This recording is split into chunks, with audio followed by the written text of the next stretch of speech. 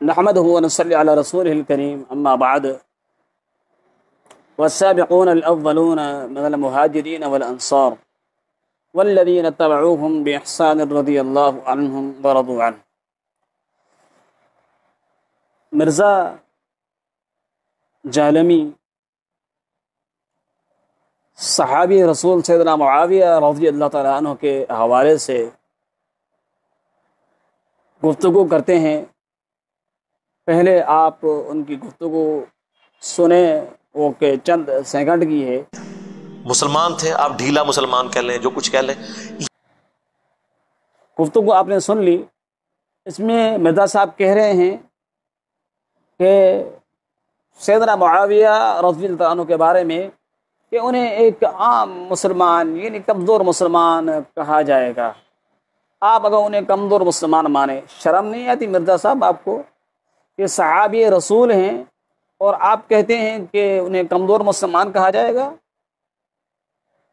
آپ کو کوئی حیا نہیں آتی ہے؟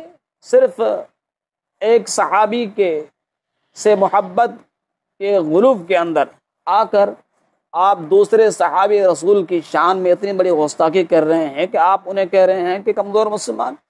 یعنی وہ اس انداز سے کہہ رہے ہیں کہ دور حاضر کے اندر جو مسلمان ہے اس انداز سے وہ کہہ رہے ہیں کہ کمزور مسلمان انہیں کہا جائے گا۔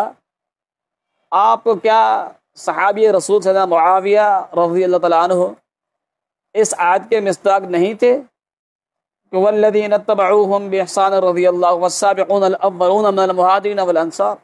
کیا امیر معاویہ رضی اللہ تعالیٰ عنہ نے مکہ چھوڑ کر مدینہ ہجرت نہیں کی تھی؟ اور اگر نہیں کی تھی تو وہ کاتب وحی کیسے بنے تھے؟ ہاں، آپ کی نظر میں تو کاتب وحی نہیں ہے، کیونکہ آپ جب یہ کہہ رہے ہیں کہ ایک عام کمزور مسلمان کہا جائے گا، آپ کو کوئی شرم کوئی حیا نہیں آتی؟ صحابی کے بارے میں اس طرح کے آپ الفاظ کہتے ہیں۔ آپ علمی بات کریں، علمی تنقید صحابی پر بھی کرنا جائز نہیں ہے، لیکن آپ اگر کوئی اس طرح کی بات کر رہے ہیں، علمی جھوٹ بیان کریں تو بات سمجھ میں آتا ہے کہ علمی جواب دیا جائے۔ تو سیدھا سیدھا کہہ رہے ہیں کہ بھائی صحابی اگر عام مسلمان ہے، عام مسلمان کی طرف تو کمزور مسلمان سمجھا جائے۔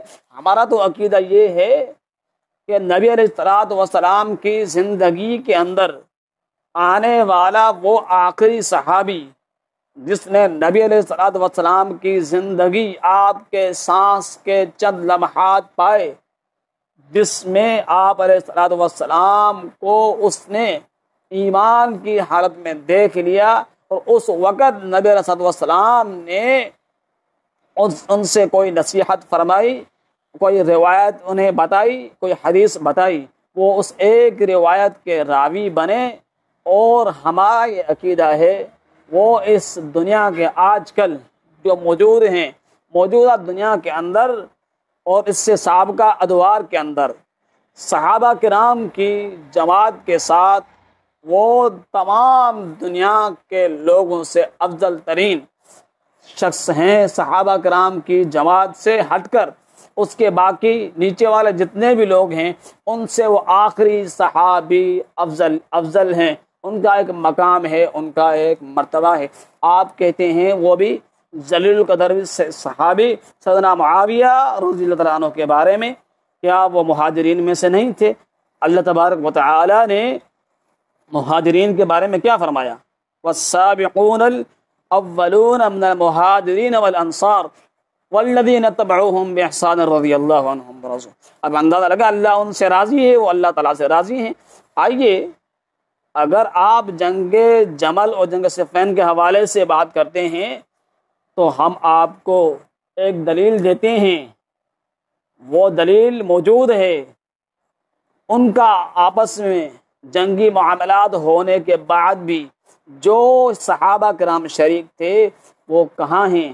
آئیے ہم آپ کو بتاتے ہیں کہ وہ کہاں ہیں۔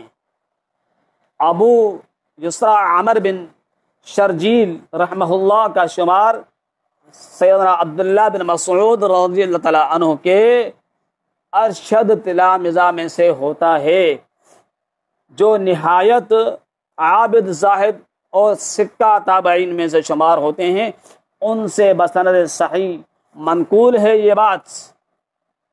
کیا بات؟ کہ میں نے خواب میں دیکھا کہ میں جنت میں ہوں اور میں نے وہاں خوبصورت مکان دیکھے۔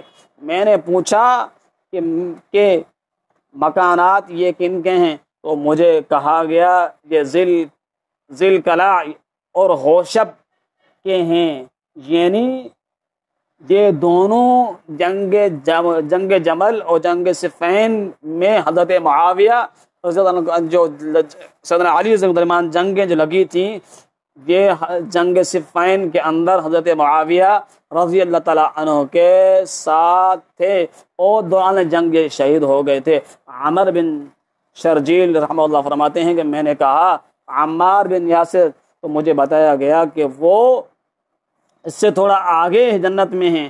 میں نے کہا انہوں نے تو ایک دوسرے کو قتل کیا تھا۔ مجھے جواب دیا گیا انہم لقوا اللہ فوجدوہ واسع المغفرہ، فرمایا کہ انہوں نے اللہ تعالیٰ سے ملاقات کی تو اسے بڑا وسیع مغفرت والا پایا۔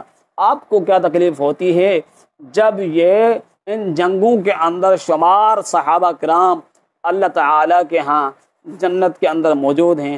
یہاں یہ بات ثابت ہوتی ہے مرزا صاحب امیر معاویہ کی اہمیت ہے، اس کا ایک مقام ہے۔ آپ کو شرم نہیں آتی؟ آپ اس کے بارے میں کہتے ہیں کہ کمزور مسلمانوں اس کو مانا جائے گا، صرف کس لیے؟